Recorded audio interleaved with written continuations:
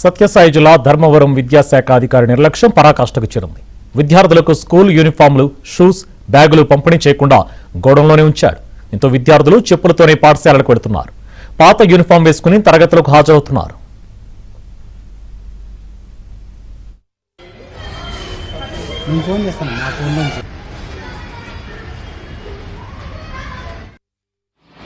విద్యా సంవత్సరం ప్రారంభమైంది. ఈ రాష్ట్ర ప్రభుత్వం తెలియజేస్తా ఉంది, విద్యార్థులకు అందాల్సినటువంటి సర్వేపల్లి రాధాకృష్ణ కిట్లు మరియు విద్యా సామాగ్రి మరియు పాఠ్యపుస్తకాలు ఇవన్నీ కూడా పూర్తి స్థాయిలో అందిస్తున్నామని చెప్పేసి ఈ రాష్ట్ర ప్రభుత్వం తెలియజేస్తా ఉంది. సత్యసాయి జిల్లా ధర్మవరం పట్టణంలో కిట్లు కానీ, తర్వాత బుక్స్ కానీ, షూ కానీ, టై కానీ ఇవన్నీ కూడా ఇక్కడ గోడంకి రావడం జరిగింది. అయితే గోడం నుంచి ఇక ధర్మవరం పట్టణంలో ఉన్నటువంటి ప్రభుత్వ పాఠశాలలకు ఏవి కూడా పూర్తి స్థాయిలో అందడం లేదు.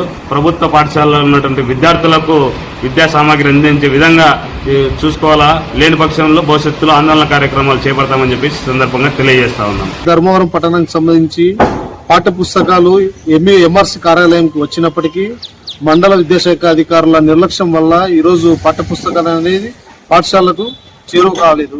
సత్యసాయి జిల్లా ధర్మవరం పట్టణంలో పాఠశాలలు ఓపెన్ జరిగి 22 రోజులు అవుతున్నా ఇంతవరకు పాఠశాలకి సంబంధించినటువంటి పాఠ్య పుస్తకాలు, విద్యార్థులకు సంబంధించినటువంటి యూనిఫామ్స్, షూస్, వాళ్ళకి సంబంధించినటువంటి సామాగ్రి ఇంతవరకు ధర్మవరం పట్టణంలో విద్యార్థులకు చేరకపోవడం చాలా దారుణం.